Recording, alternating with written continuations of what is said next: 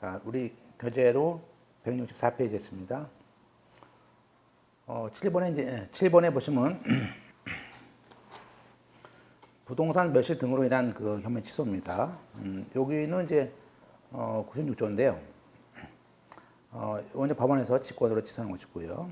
자, 볼까요? 자, 1항에 부동산이 없어지거나 매각 등으로 말미암아서 권리를 이전할 수 없는 사정이 명백하게 된 때에는 법원은 강제 경매 절차를 취소해야 된다 해서 뭐 앞에 부분은 당연하죠. 그래서 없어졌을 때 문제는 이제 뒤에인데요. 우리가 이제 경매를 해서 그 채무자 소유 물건을 경락인에게 소유권을 넘길 수 없다면은 그것이 명백하다면은 당연히 경매는 진행할 수 없고 취소하자 그런 얘기죠. 자, 2항에 이러한 취소 결정에 대해서는 즉시 항고할 수 있습니다. 자, 의에 이러한 그 취소에 대한 사유는 이제 발생 원인, 사유 알게 된 경우 등은 불문합니다. 당연히 고의로 부동산을 멸실했더라도 뭐 관계없죠. 따라서 사유는 이제 두 가지인데요. 멸실하고 채무자의 소유권 상실입니다. 한마디로 1번은 뭐 그렇게 어려운 거 아니기 때문에 그래서 멸실되면 경매 진행할 수 없게 되고 경매 개시 결정 후에 물건의 현상이 다소 다르더라도 절차 진행을 방해할 사유가 되지 않지만 그 정도가 심해서 부동산의 동일성을 잃게 정도가 되면 경매를 취소한다. 자, 채무자의 소유권 상실. 일단 이제 1번 그 물건이 제함자 앞으로 넘어갔을 때다. 그래서 예컨대 경매 개시 후에 나중에 그 물건이 채무자 소유가 아니다. 한 것이 판명했을 때는 당연히 취소하죠. 왜냐하면 채무자 소유의 물건에 대해서만 되는 것이죠. 자, 이번에 이제 가등기한 본등기가 많이 나오죠. 그래서 우리가 가등기한 본등기가 되어 있으면 등기관은 가등기 후에 경매 개시 결정 등기를 직권 말소할 수 있습니다. 따라서 그때 직권 말소하고 통지를 하게 되어 있습니다. 따라서 그 한마디로 이제 요거는요, 요 이제 2번, 3번은 이런 얘기죠. 그건 우리가 이제 지금 이제 우리가 96조에 대한 그 멸실 등이란 말은 이 취소란 말은 이 멸실은 볼 거 없을 것 같고요. 이 등이란 말은 결국에는 즉 권리를 이전할 수 없을 때라고 되어 있지 않습니까? 그 얘기는 지금 예컨대 채무자 소유예요. A로 했던 땅이 우리가 지금 이게 경매 개시 결정 전에 이미 이게 가등기 했습니다. K1이 그런 다음에 경매 개시 등기라는 그 압류가 됐어요. 그럼 우리가 경매를 진행을 하다가도 나중에 K1이 본등기를 합니다. 그럼 이건 직권 말소하지 않습니까? 그죠? 그래서 이때 직권 말소한 다음에 지금은 통지를 하지 않습니까? 법원에. 그러면 그 경매법원은 이 경매를 여기 96조에 따라서 직권으로 취소합니다. 그런 얘기죠. 똑같이 이번에는 채무자에 대해서 가처분이죠. 가처분 해놓고 압류했더라도 똑같이 가처분 다음에 본안 승소 받으면요, 그죠? 이것도 말소합니다, 그죠? 네. 같은 얘기입니다. 저 3번에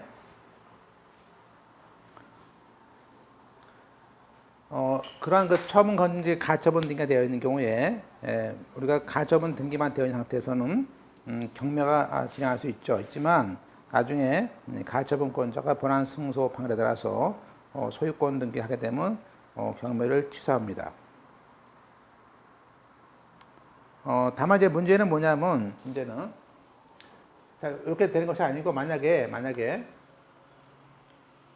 이 가등기한 K1이 이게, 이 압류가 돼 있죠? 이 압류가 나중에, 매수인이 들어와서, 그래서 언제? 대금이 들어왔어요, 대금. 그러면 대금 지급한 다음에 이 가등기하는 본딩가 들어옵니다. 그러면 이거 전부 다, 그죠? 전부 다 마셔야 된단 말이에요.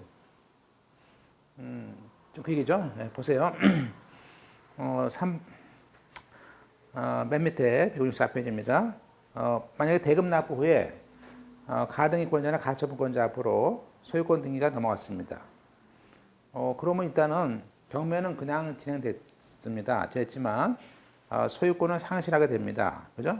따라서 이때는 이미 경매가 끝났기 때문에 별도의 경매 취소라는 절차는 밟을 수 없고요. 그걸 대비해서 경매 경우는 민법상 578조, 576조로 가서 경매에 대한 담보 책임. 그죠? 민법상 하자 담보 책임은 경매에도 적용되니까 그 담보 책임으로서 손해배상이라든지 이렇게 받을 수 있겠죠. 자, 4번은 이제 약간 다른 얘기인데, 97년도 판례입니다. 지금 이제 이게 부동산 경매 취소 신청을 했는데, 기각된 거죠. 자, 1번과 2번 저당권이 있습니다. 지금. 그러면 1번 저당권이 있고 2번이 있어요. 근데, 위에, 그 사이에, 그 샌드위치네요. 그 사이에 소유권, 청구권, 보존, 가등기가 경유된 부동산에 대해서, 경매는 2번 저당권자가 경매 신청한 거예요. 그죠? 따라서, 경매 절차를 진행 중인데, 낙찰 허가 결정 선고 전에, 가등기에 의해서 본등기가 됐습니다. 문제는 뭐냐면, 그 경락 허가가 되고, 경락 대금이 완납됐을 때, 그때도 경매를 취소할 수 있습니까? 입니다. 그죠? 지금 이제, 답은 이제 안 된다는 거죠? 그럼 이제 여기서 포인트는, 경락 대금까지 돈을 냈다 이거죠. 그럼 우리가, 경매에서 경락인이 돈을 다 내게 되면요. 돈을 다 낸 때 소유권을 취득합니다. 그죠? 따라서, 보존 내용을 1번, 2번 사이에 소유권, 청구권 보존의 가등기가 유인된 부동산에 대해서 제2순위 저당권 실행을 해서 실시된 경매에서 낙찰 허가 전에 그 저당권보다 선순위인 가등기하는 본등기가 됐다 하더라도 원래 됐다면 이제 취소해야 되는데 그대로 경매가 진행됐네. 그래서 확정되고 대금을 완납했다면 낙찰은 더 이상 다툴 수 없다. 따라서 우선순위로서 그때까지 존속하게 됐던 이순위 저당권마저도 낙찰로 소멸됐다. 됐습니까? 그래서 이건 사실 좀 약간 재밌는 얘기가 있는 겁니다. 보세요. 여기 지금 K1이 있고 K2가 있습니다.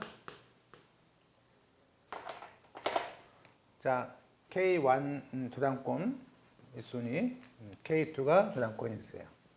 근데 지금 가등기가 여기에 가등기가 있는 겁니다. 자, 채무자가 이렇게 있죠. 그러면 채무자 소유의 저당권, 가등기, 저당권 상태에서 지금 K2라는 사람이 경매를 신청했어요. 그러면 우리는 일단 경매 신청해서 그 단계 매각 허가 단계가 되고 이때 Y라는 사람이 들어왔습니다. 그래서 나중에 허가가 확정이 되고요. 또 나가서 이때 가서 뭐죠? 이때 가서 대금 지급이 된 겁니다. 그러면 우리가 대금 지급되면요 이미 소유권은 채무자에서 YY는 그 매수인 앞으로 소유권이 완전히 넘어온 거죠. 그러니까 소유권이 넘어왔을 때는 그죠? 그때 근데 문제는 뭐냐면 이 사람이 가등기한 본등기 했다는 거예요. 이때는. 그럼 원래는 지금 여기죠. 이 허가 전에 요때 본등기가 된 거 아니에요? 이분에? 그럼 요때 본등기 됐으니까, 그죠? 그러면 이때 원래는 이 경매 신청 여기 뭐죠? 경매 신청 요 압류 등기 이 압류 등기를 다 말소하고 이때 원래는 허가 전에 본등기 됐으니까 이때 경매를 다 취소하고 몇 조에 따라서 96조에 따라서 가등기한 본등기로 그죠? 이 경매를 취소해버리고 끝냈어야 되는데 그 절차를 못 밟고 그냥 허가가 되고 확정이 되고 돈 나갔다는 겁니다. 원래는 끝났어야 되는 것이 그냥 대금됐어요. 근데 문제는 뭐냐면 여기 있는 거예요. 지금 문제가. 우리가 그럼 다시 이걸 돌릴 수는 없다. 왜? 보세요. 대금이 지급되면요. 보세요. 지금 자 경매 신청인은 K2입니다. 근데 그러면 선순위 저당권자는요. 지금 K2가 경매 신청하면요. 이 저당권은요. 이 저당권은 계속 살아있다가 언제? 요 대금 지급한 날, 요 대금 지급이 예컨대 뭐 7월 8일이다. 그러면 요 7월 8일에 가서 저당권은 소멸합니다. 다시 한번. 그래서 요 저당권은 밑에 가서 소멸돼요. 그러면 소멸되면 보세요. 이 저당권 등기 뒤에 있는 가등기는 뭐예요?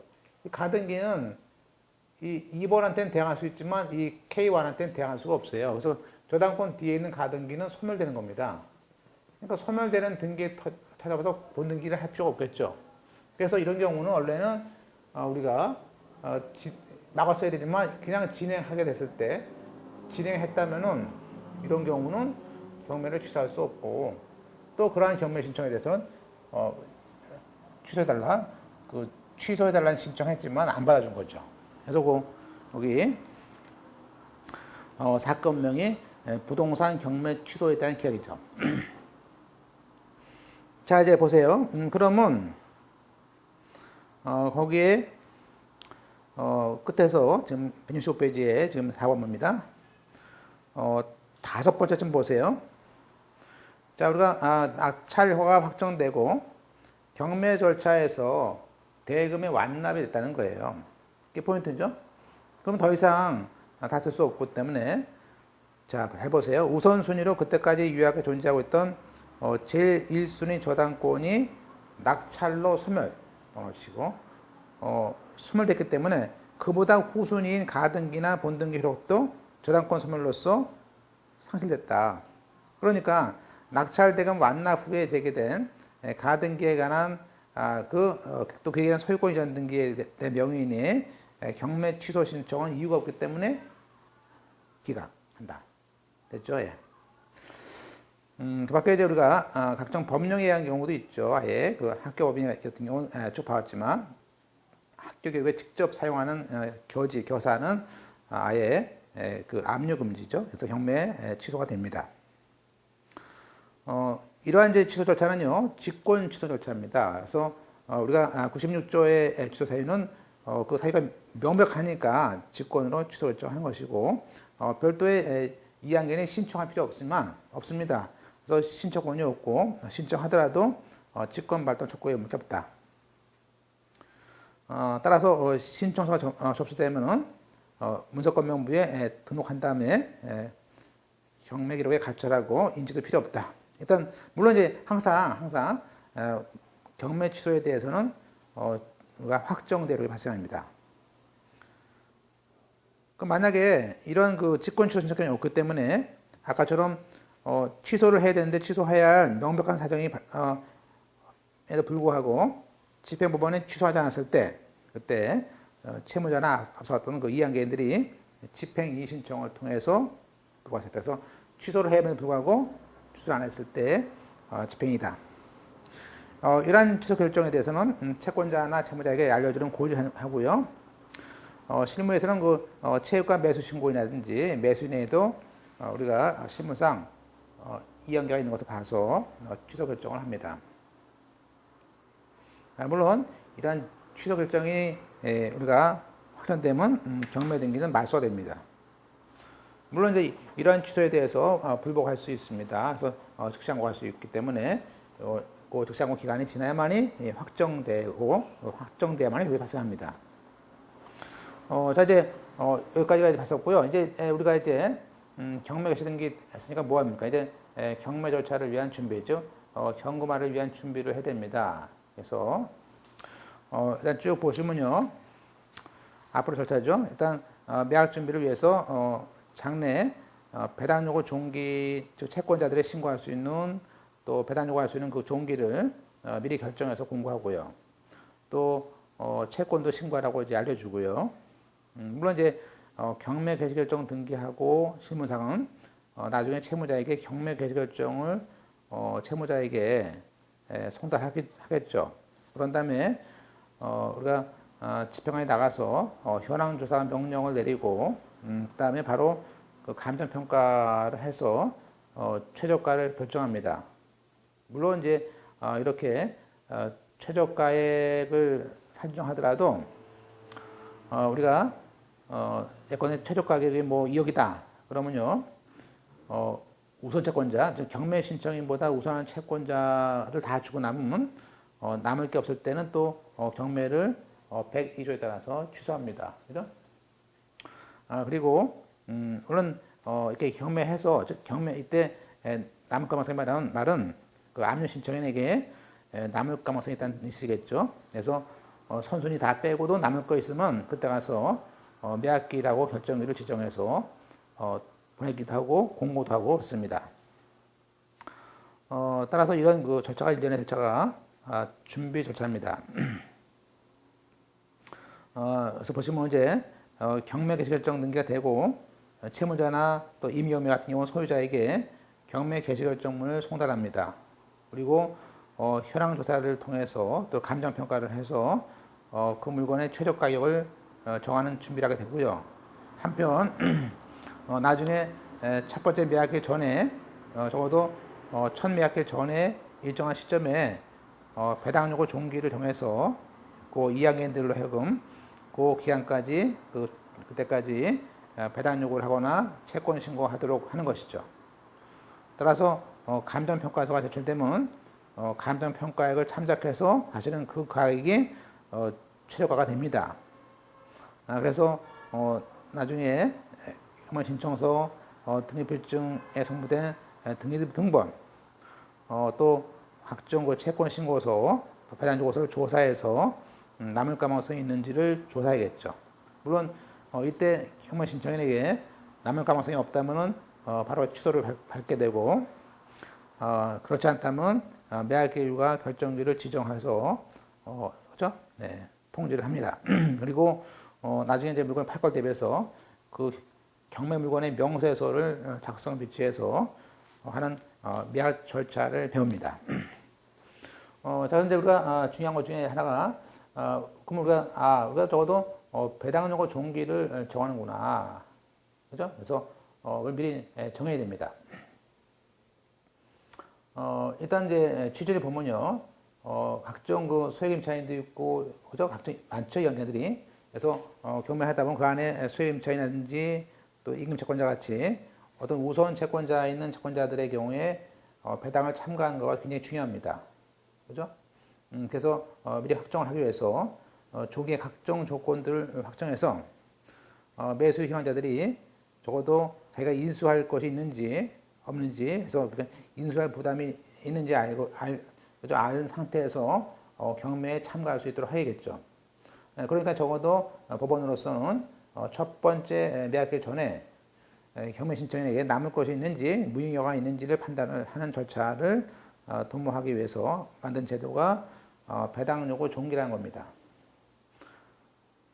따라서 거기 보시면 이번에 그 배당록의 종기 결정 공고는 적어도 아까 경매 개시 결정을 이제 3일안에 하는데 적어도 경매 개시 결정 등기를 바로 하면요. 일단 그래서 압류가 되죠. 그럼 바로 압류 혈액이 발생된 때부터 처분금지니까 그때부터 일주일 안에 배당 요구 종기가 결정을 합니다. 따라서 배당 요구 종기 결정을 결정문으로 작성해서 이를 공고도 하고 고지도 하고 그때까지 채권자들에게 채권 신고하라는 최고행위도 하는 것이 이제 8사조 얘기죠. 따라서 부동산 경매 사건에 대한 보통 진행 기간에 이유가 있는데 이때는 통상적으로 등기가 다 완료했다는 통지 받은 날부터 3일 안에 배당 요구 종기를 결정해야겠죠. 보통 배당 요구 종기는 특별한 사정이 없는 한 배당 요구 종기 결정일, 배당 요구 종기 결정이라고 됐습니다. 이제 그것을 가끔 내는데요. 자, 이제 우리가 지금 배당 요구 종기를 결정하는 것은 언제부터 결정하느냐 그런 얘기예요. 그래서 일단은 자 우리가 경매 신청하면요. 자, 그 경매 신청할 거 아닙니까? 그럼 법원에서 경매 개시 결정할 거 아니에요. 경매 개시 결정 하고 따라서 그 경매 개시 결정 등기, 압류 등기를 한단 말이에요.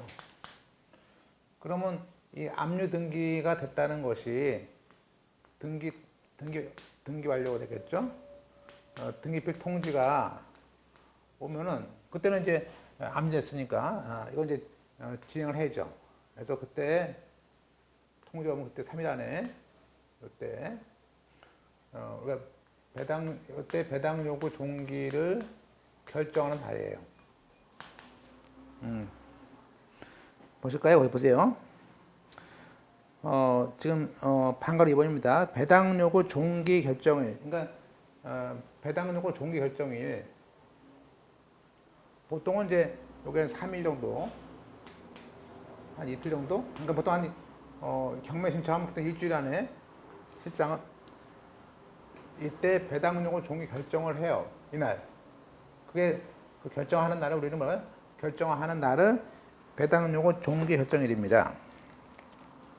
그죠? 따라서 이때부터 적어도 언제? 한 2, 3개월? 보통 한 3개월 정도. 3개월. 예컨대 이게 6일이다.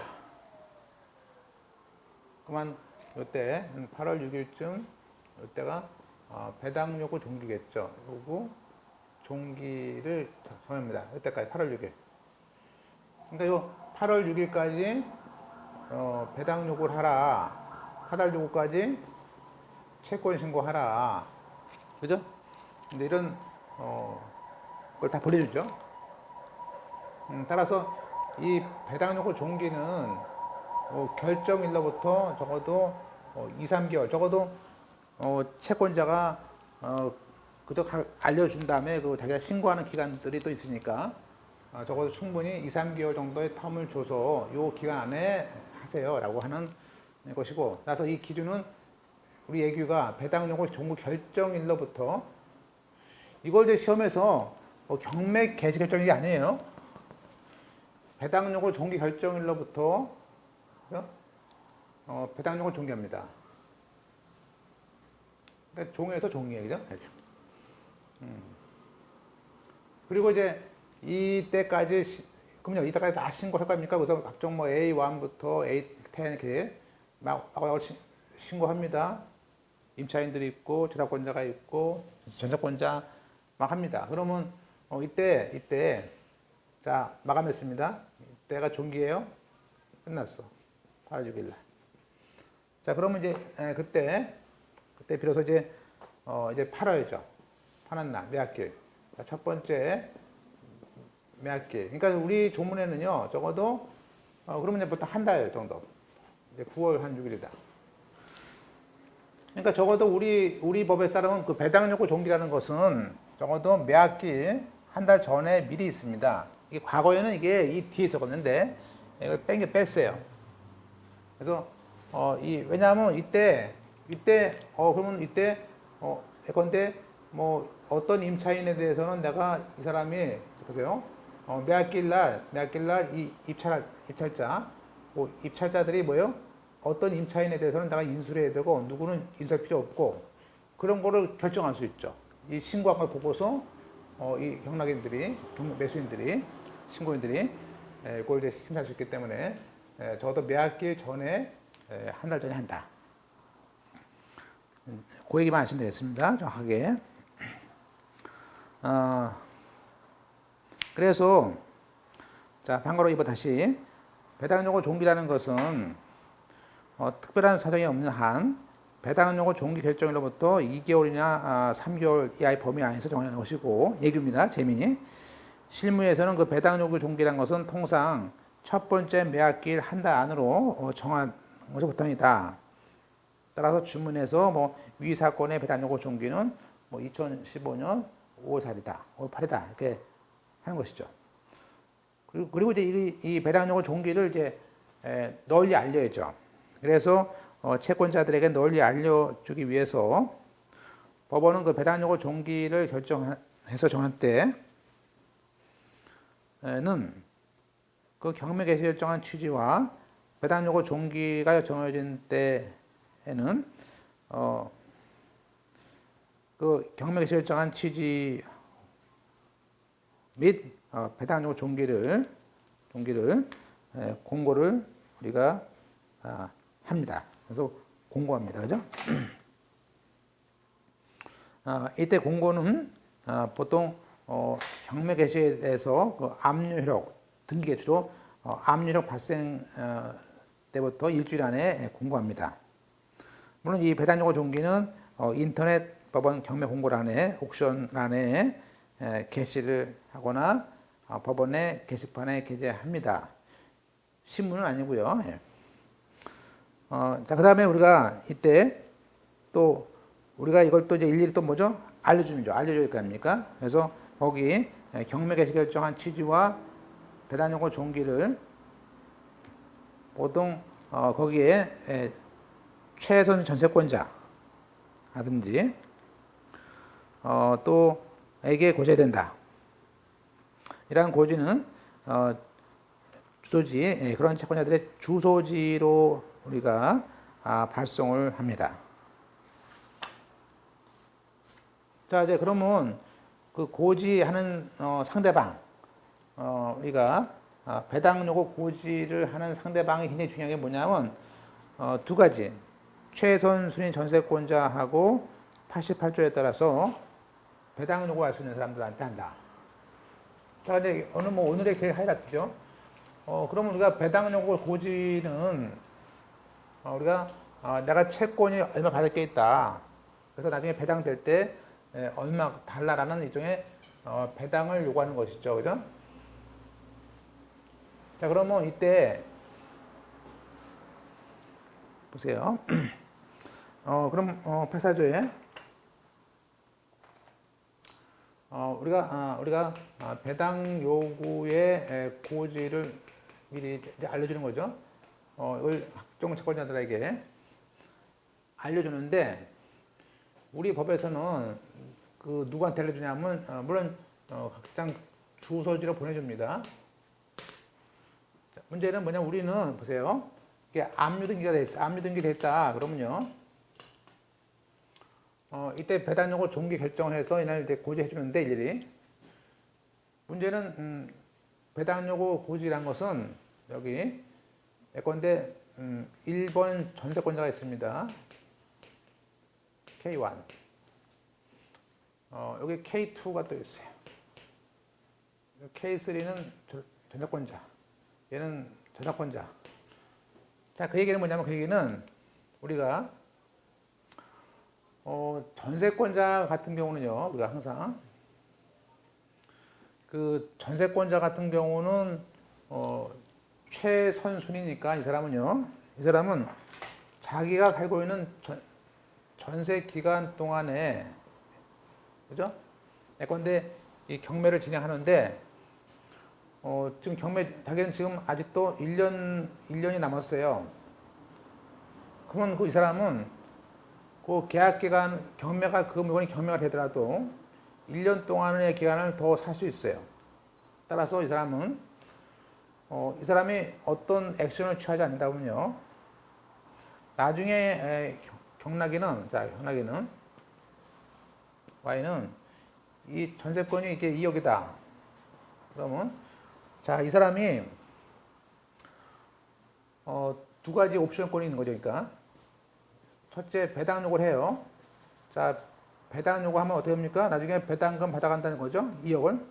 그러면 이 배당금 받아가면 경락에는 얘한테, 경락인한테 받는 것이 아니고, 이 물건을 팔은 그 물건 대금에 대해 받아가는 거니까, 이 경락인은 얘가 배당 요구를 했다면은 배당 받아가니까 Y한테 달라지지 않단 말이에요. 그죠? 그러니까 Y는 무관해요. 관심이 없어요. 그러나 만약에 이 사람이 배당 요구를 안 했어요. 안 하면 나중에 1년 지나서 나갈 때 이 경락인이 종전에 임대인의 지위를 승계해서 이 사람의 2억 원을 보증금을 반환해줘야 됩니다. 전세금을. 그러면 그 얘기는 뭐냐면 배당 요구 안 하면요. 나중에 경락인이 이것을 인수해야 됩니다. 그죠? 그러니까 우리가 전세권자는 너무 중요한 얘기예요. 너무 중요한 얘기예요. 따라서 여기 있는 그 최선순위 전세권자는 이렇게 배당 요구할 것인지 아닌 것이 이렇게 옵션권이 있다는 거죠. 옵션권이. 그죠? 그래서 볼까요? 거기 168 페이지입니다.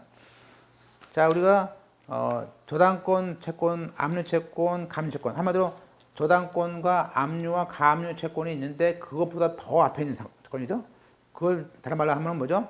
저당권, 압류, 가압류에 대항할 수 있는 채권을 우리가 최선순위 전세권이라고 합니다.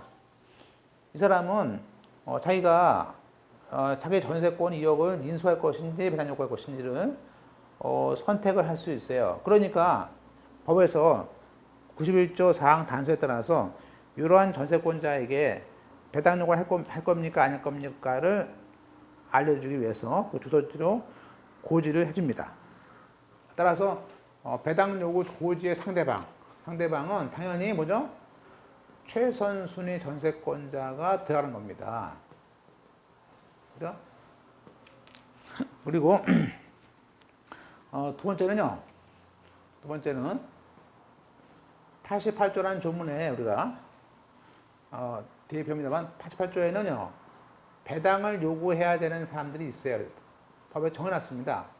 이런 사람들은 배당을 요구해야만이 나중에 배당금을 주고요. 배당을 요구 안 하면요 배당금 못 받습니다. 굉장히 중요하죠.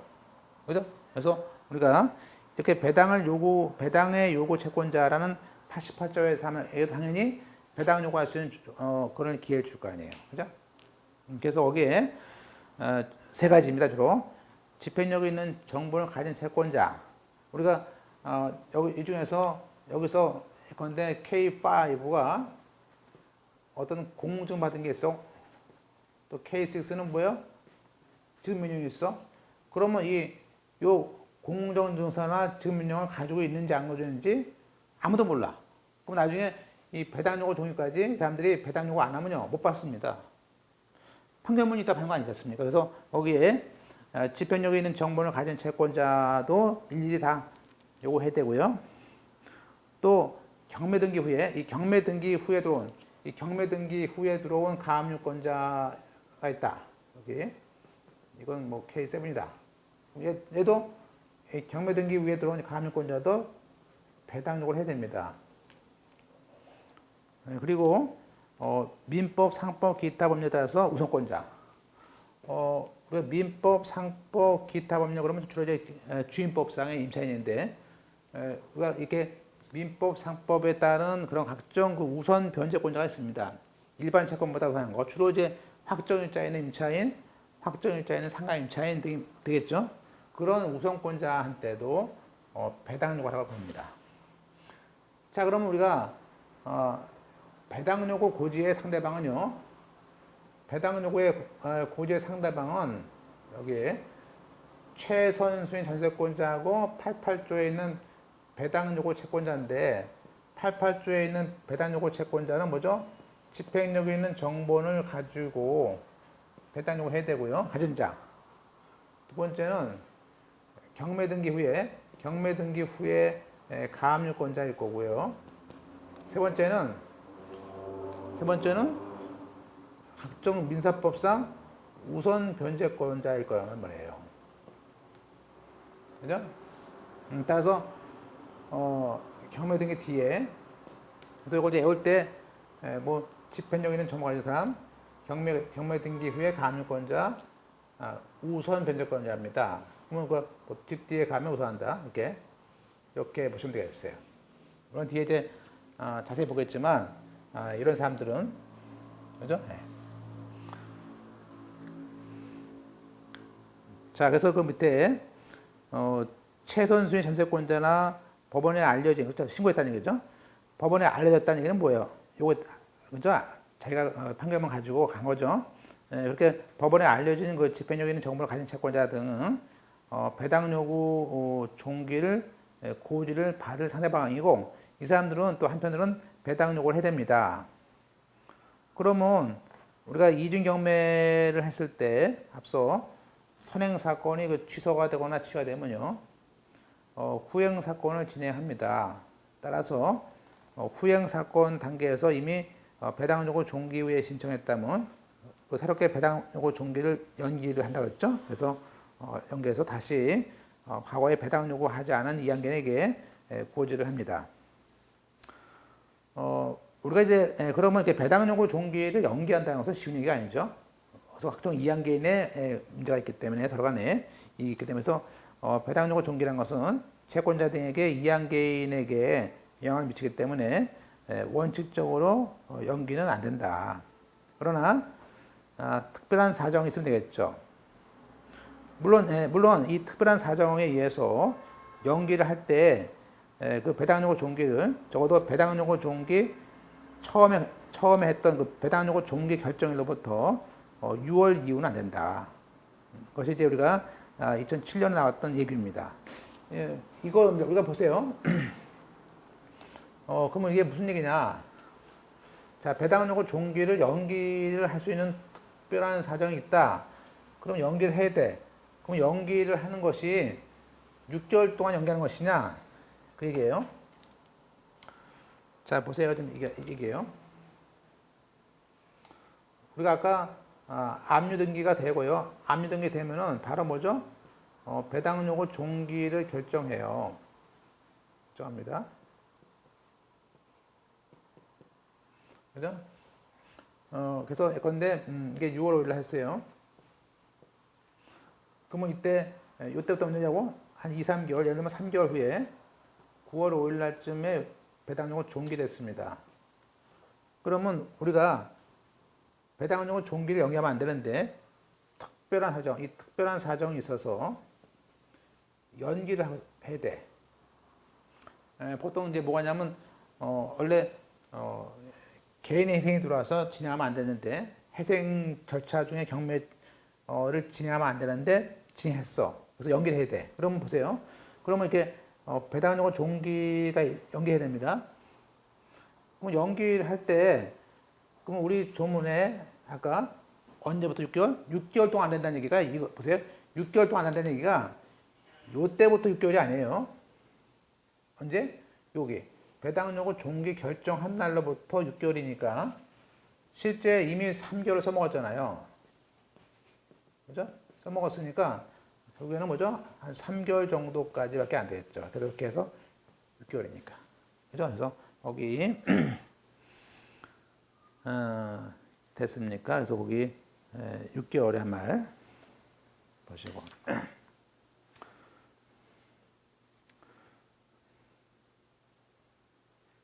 자, 이제 우리가 연기 봤습니다. 그 2007년 11월 달 판례는 안 되는 거 봐줬죠. 우리가 사업주 소유의 부동산에 대한 임의 영무 절차에서 배당 요구 종기 후에 이게 배당 요구 종기 후에 최단금 지급을 이유로 이렇게 뒤늦게 하고 싶어서 근로공단이 배당 요구 종기 연기 신청을 불허가 있습니다.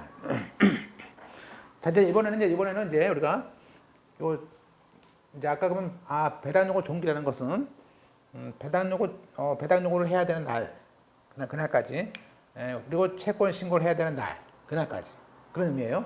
그러면 우리가 채권 신고가 뭐고 그러면 우리가 배당 요구가 뭐냐 이제 이런 질문이 나오는 거예요, 그죠? 그래서 우리가 이제 지금 채권 신고와 배당 요구라는 것을 우리가 굉장히 중요한 얘기입니다.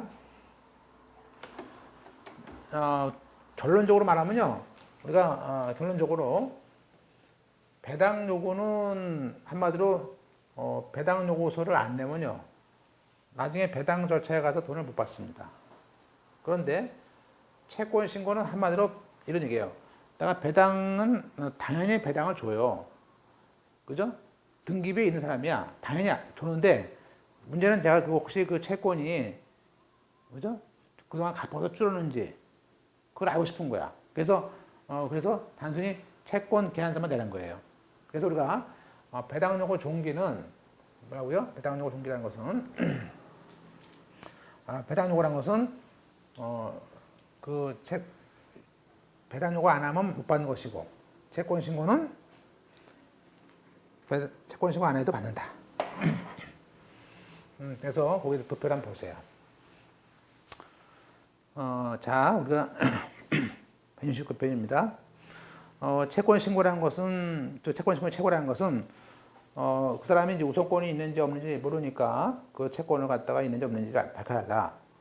그래서 우선권이 있는 채권인지 유무, 또 그 금액에 대해서 신고를 해서, 여기는 이제 나중에 경매 신청에 남을 가망성이 있는지를 확인해주고, 동시에 나중에 매약 조건을 결정하고, 또 그리고 그들에게 배당 요구를 하거나 또 세무서 같은 경우는 교부 청구에서는 기회를 줘서 일반 채권 회수와 또 세금인 같은 경우는 조세 징수를 용이하고자 하는 것이 있습니다. 이것은 임의 경우에도 똑같습니다.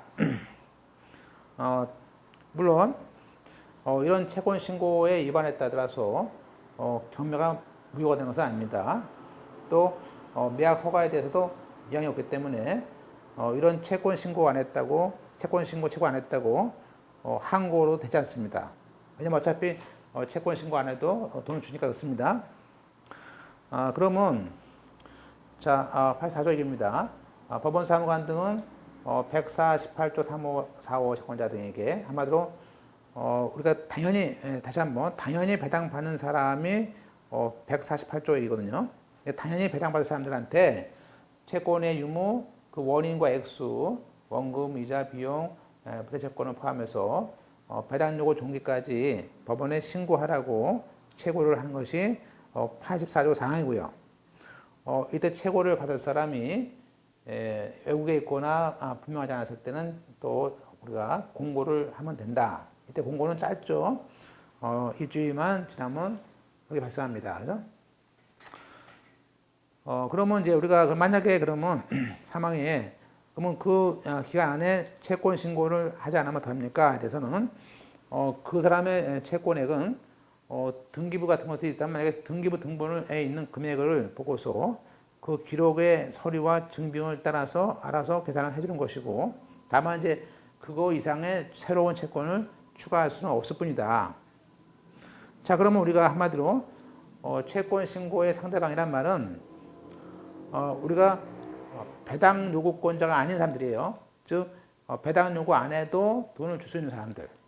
해서 그게 148조에 있는 3545의 채권자가 있고, 그다음에 조세권자가 있는 겁니다. 볼까요? 우리가 그 배당 요구를 해야만이 배당을 받을 수 있는 채권자들로서는 당연히 그러한 채권자들은 채권액을 명시한 배당 요구서를 제출해야 됩니다.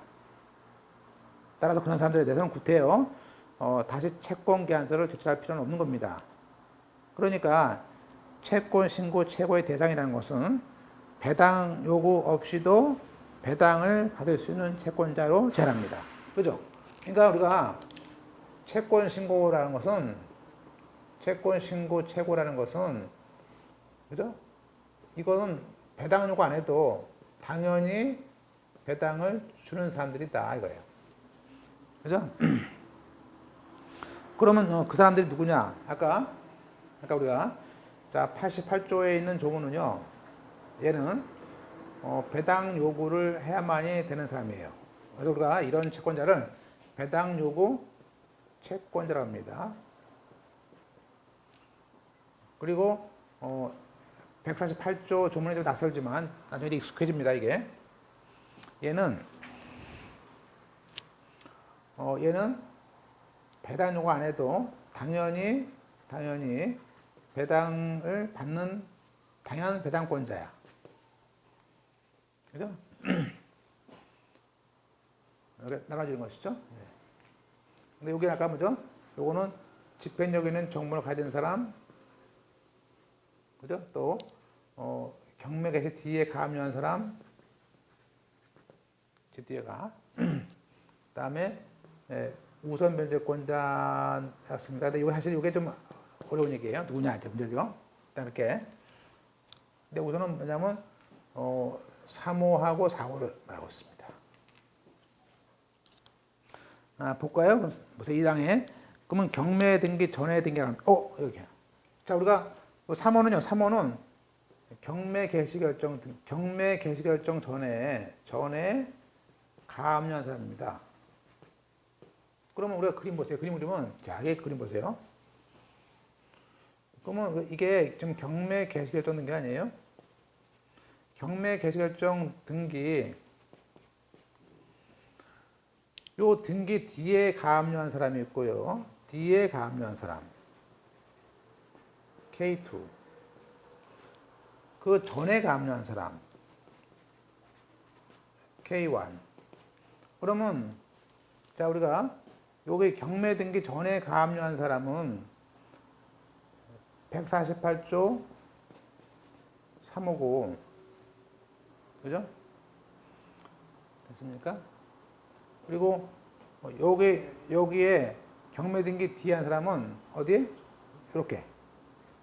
요건 88조에 따라서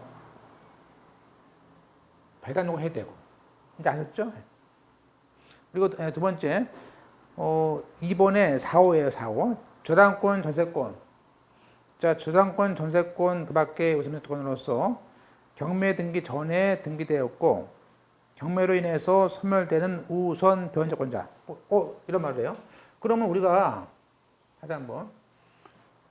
자, 우리가 여기 경매 등기 전에, 자, 이거 4호예요, 4호. 이 4호도 우선권자입니다. 그럼 여기서 우리가 아까 88조에 있는 가압류권자하고 248조에 있는 가압류권자는 경매 등기 뒤에 가압류하면은 배당 요구해야 되고 경매 등기 전에 가압류했을 때는 당연히 받는 것이고 그럼 똑같이 이 우선권자도 그죠? 우선권자도 똑같죠. 만약에 경매 등기 전에 있는 여기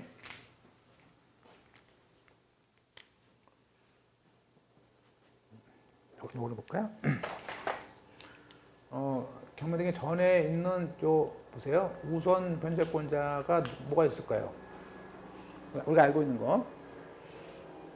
저당권자, 전세권자, 또 임차권자 같은 것들이겠죠?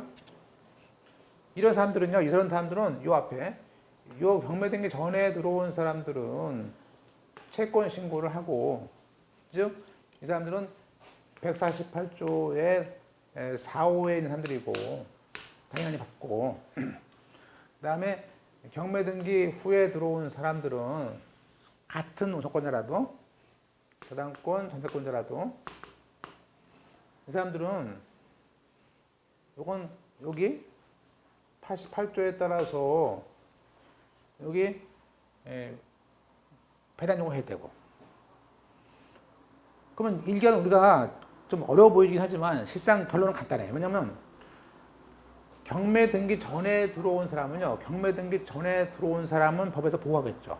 경매 등기 전에 들어온 우선권자나 가압류권자는 채권 신고하고 경매 등기 후에 들어왔을 땐 니네들이 배당 요구하고 이렇게 하는 거예요.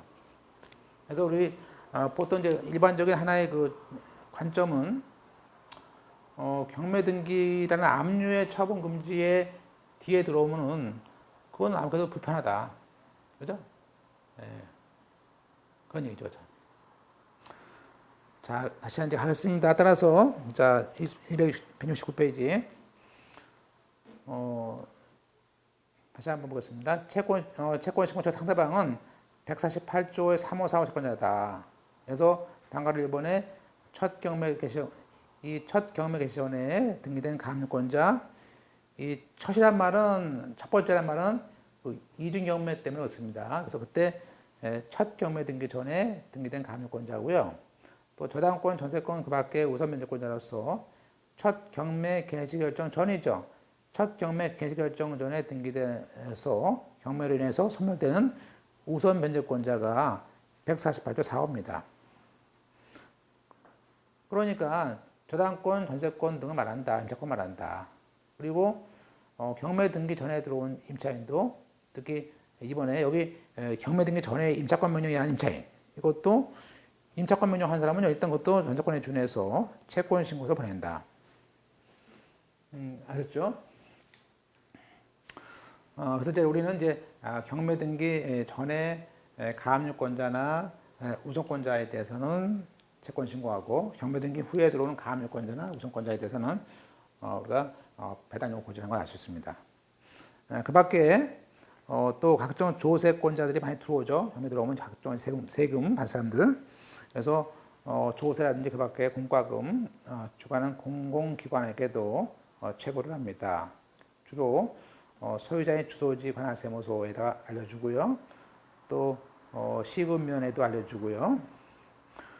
또 관세청에 대해서 관세 때문에 그런데 공장조당 같은 경우에 조당권자가 신청한 임의연매 사건 같은 경우 또 그럴 경우에 또 집행채무자가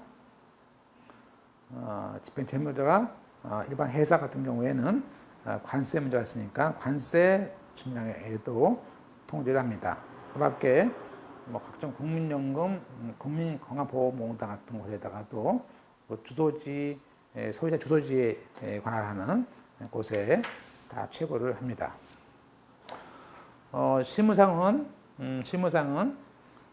통상 서면 최고서를 보냅니다. 공고도 하고요, 그렇습니다. 물론 이제 일주일 있다 공고한다고 하지만 사실상 실무에서는 법원의 게시판에 게시하고 공고를 합니다. 주로 이제 홈페이지에다가 하겠죠. 그 다음에 이제 그러면 채권 신고 제도에서 채권 신고를 하지 않았을 때 어떻게 합니까에 대해서는 우리가 84조 5항에 이런 말 합니다. 우리가 148조의 3호, 4호 그러니까 가압류권자하고 우선권자겠죠. 이런 그 경매 등기 전에 들어온 가압류권자나 우선권자의 채권자가 채권 최고에 따라서 신고를 안 했을 때는 그 채권자의 채권은 등기부 등본이 있으니까 그 등기부 등본 등 등기 기록에 있는 서류와 증빙에 따라서 계산합니다. 그래서 가압류 같은 경우는 가압류 금액이 또 써있겠죠. 전금액이. 다만 추가했을 뿐이다. 한마디로 따라서 1항의 경매 신청의 등기 전에 가압류권자나 저당권자가 채권 신고서를 제출 아니하여도 배당에서 제외하는 것은 아니다. 그죠? 따라서 등기부에는 채권 최고액 같은 것을 받게 한다. 그죠? 자, 2006년도 판례 보세요. 우리가 경매 시기입 등기 전에 등기된 저당권자입니다. 보세요. 그럼 경매 등기 전에 들어왔으니까 이 사람은 배당 요구하지 않아도 배당에서 제외할 수 없습니다. 하고 따라서 경락기 여기서 이제 제가 써놨는데요. 예전에는 배당요구 종기가 경락길이었습니다. 근데 지금 바뀌었죠. 그 앞으로. 그래서 현재 배당요구 종기까지 채권 계산서를 제출하지 않은 경우에 배당 기준 액은 얼마냐? 뭐죠? 등기부 등본에 있는 채권 최고액. 그죠? 그 다음에 이제 공과주관소의 공무소에 대해서도 경매 개시결정 등기 전에 똑같은데 그것도요. 경매 등기 전에 들어온 체납처분 압류권자라든지 또 배당요구 종이까지 겨부 청구해야지만이 받을 수 있습니다. 그러니까 국세 같은 경우는 그 겨부 청구서가 당해 경매 법원에 접수만 되면은 우리가 그 겨부 청구 행위가 이루어진 걸로 봅니다. 또 체납 처분에 압류 등기 돼 있다면 배당 요구 종기까지 세액을 계산할 수 있는 증빙 서류를 제출하지 않아도 나중에 압류 등기 주탁서에 의해서 체납세액을 조사하면 되겠죠. 자, 그럼 다시 추가하지 못한다는 얘기는 배당법원은 특별한 사정이 없는 한 배당표 작성 시까지의 채권 최고액 범위 내에서 가압류에 있는 청구금액, 등기부에 있는 거, 또 등기 기록에 있는 채권 최고액 범위 내에서 배당을 받을 자에게 산정한다라는 얘기예요.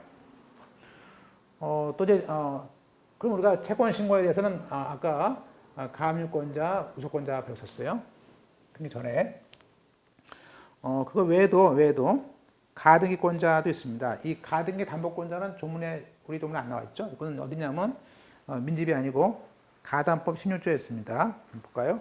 우리가 담보가등기라면 채권을 신고하도록 또 신고해서 하면은 이제 경매 절차의 이항개인으로서 취급받죠. 맞고요. 또 동시에 배당에 참가할 수 있는 제도로서 최고 제도를 두고 있습니다. 주의할 것은 담보가등기권자는 배당 요구 종기까지 채권 신고를 해야만이 배당에 참가할 수 있습니다. 여기서 채권 신고는 민집성의 신고가 아닙니다. 마치 배당 요구가 똑같아요. 그러니까 채권 신고 하나 못 받습니다. 자, 1항 압류 등기 전에 이루어진 담보가등기권자가 매각으로 소멸되면은 채권 신고를 한 경우에만 그 채권자는 그 경매 대금에서 매각 대금에서 배당을 받거나 변제를 받을 수 있다는 것이 이제 가담법 16조 2항에 있습니다. 그죠?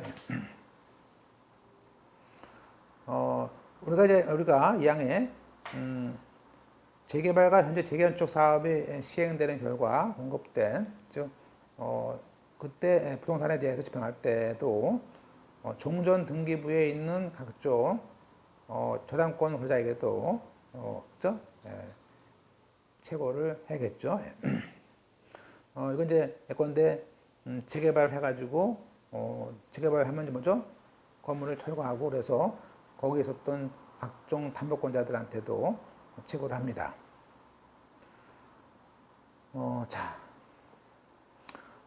판례 몇 개 보겠습니다. 우리가 앞서 그 첫 경매 등기 전에 가압류권자, 저당권자, 체납처분 압류권자에 대한 얘기입니다. 자, 99종 판례입니다. 1월 28일. 담보권을 실행을 위한 경매 절차에서 경매 신청 채권자에 우선하는 저당권자는 경락길 전에 지금 이제 배당 요구 종기입니다. 그 배당 요구 종기 전에 채권 계산서에 의해서 냈던 그 피담보 채권을 경락길 후에도 확정해서 보정할 수 있다. 이건 이제 우리가 그 이유는 뭐냐 이렇게 보고 있습니다. 담보권 실행을 위한 경매 절차에서 경매 신청권자보다 우선하는 저당권자입니다. 그러면 우리가 경매 등기 전에 들어온 저당권자는 배당 요구하지 아니하더라도 당연히 등기부에 있는 채권 최고의 범위 내에서 그 순위에 따른 배당을 받을 수 있습니다. 그러니까 그러한 저당권자가 채권 계산서를 제출하지 않았다 하더라도 배당에서 제외할 수는 없습니다. 또한 위 저당권자가 경락기 전에 피담보 채권에 기재한 채권 계산서를 제출했다 하더라도 나중에 그 배당표 확정 전에 또 냅니다. 그래서 배당표가 작성될 때까지 피담보 채권을 보정하는 채권 계산서를 다시 제출할 수 있습니다. 그러니까 배당법원은 특단의 사정이 없는 한 배당표 작성 당시에 제출한 나중에 냈던 그 계산서의 증빙에 의해서 물론 등기부의 채권 최고액 범위 내에서 배당받을 채권을 산정할 수 있습니다. 그죠? 그래서 이렇게 그러나 이제 그와 달리 배당 요구가 필요한 경우에 그러한 배당 요구 채권자는 확정이 안 된다. 자, 2005년 8월 25일 판례입니다. 2005-1455. 구민석법상 배당 요구가 필요했는데, 즉 배당 요구 채권자가 적법한 배당 요구를 안 했을 때는 배당에서 제외합니다. 그렇죠? 자꾸. 그럼 만약에 채권의 일부만 배당 요구했을 때, 그 경락기일 후에 배당 요구하지 않은 채 그 추가나 확정할 수 있습니까? 그죠? 안 됩니다. 그죠? 예, 그것도 볼 수 있습니다. 그 다음에 이제 쭉 가보겠습니다. 나머지들 한번 읽어보시고, 이게 아니고, 그죠? 자, 이제 아까 그림 봤듯이, 결국에는 이제 172페이지 보시면요. 가장 기준은 뭡니까? 거기 압류라는 걸 보세요. 그 압류 등기 전에 들어온 사람들. 자, 압류 등기 전에 들어온 사람들은 전세권, 저당권, 전세권, 어떤 우선 변제권자는 다 채권 신고합니다. 그리고 압류 등기 뒤에 들어왔을 때는 뭐예요? 가압류나 저당권자들은 다 배당 요구하는 거 맞는데 문제는 여기서 크게 예외적인 게 뭐죠? 아까 봤던 거. 1번에 있는 최선순위 전세권자는 뭐였습니까? 아까 최선순위 전세권자만큼은 인수할 것인지 배당 요구할 것인지 그죠? 예, 자기가 선택권이 있어요. 우선권이. 그래서 자 결론적으로 이제 비교하고 보고 좀 쉬겠습니다. 채권 신고의 상대방은 84조 사항에 있고 임의경매는 268조에 준용합니다. 따라서 우리가 상대방은 경매등기 전에 다 경매등기 전이에요. 경매등기 전에 가압류, 우선권, 담보가등기권자, 조세권자 말하고 있고요. 따라서 이런 채권액은 등기부 등본보고 준다. 오른쪽에 그러나 배당 요구 종기를 받는 사람은 아까 2번, 3번 보세요. 집 뒤에 가. 집행력 있는 정보를 가진 사람, 경매등기 후에 저당권자, 경매등기 후에 가압류권자 뿐만 아니라 거기 맨 위에 있는 최선순위 전세권자도 받고요. 물론 법원에 알려진 주택임차인 같은 것도 다 고지됩니다. 그러니까 주택임차인은 다 해야 돼요. 중요한 것은 압류 채권자, 즉 집행채권자는 당연히 배당을 받는 사람입니다. 필요 없죠. 따라서 배당 요구 고지라는 것은 우리가 배당 요구 고지 안 하면 못 받는다는 점은 다른 것이죠. 물론 채권 신고나 배당 요구에 대한 것들은 전부 다 배당 요구 종기까지 됩니다. 그것들은 이제 우리가 공유자에 대한 통지가 있는데요. 우리가 공유자의 지분에 대해서도 우리가 경매가 들어갈 수 있죠. 그래서 우리가 이때는 다른 공유자에게 경매 개시 결정이 있다는 사실을 통지하라는 것이 139조 1항입니다. 따라서 이때는 법원 사무관 명의로 통지합니다. 물론 단서에 상당한 이유가 있을 때는 우리가 공유자라도 통지 안 할 수 있는데 그건 주로 이제 아파트, 상가 같은 대지권자들을 말하겠죠. 공유자들. 물론 이제 거기 공유물 분할 판결에 의해서 공유물 전부를 경매에 붙였을 때는 그때는 우리가 그 물건을 판돈을 가지고 그냥 논아가는 것이기 때문에 별도의 통지는 필요 없겠죠. 그 다음에 통지 결의서. 이러한 통지는 물론 이러한 통지는 이 공유자에 대한 통지는 그 채무자에 대한 경매 개시 결정과는 달라요. 따라서 이러한 통지 안 했다고 경매 개시 결정에 대한 효력에 영향은 없습니다. 물론 공유자에게 나중에 매각기일을 알려주지 않거나 매각 결정기일을 통지를 안 했어요. 그러면 나중에 절차법상 매각 허가에 대해서 항고 사유는 될 뿐이겠죠. 이렇게 이제 우리가 이런 고지 절차 거치고 이제 가볍게 이제 뒤에부터 이제 아마 이 시간부터는 아마 좀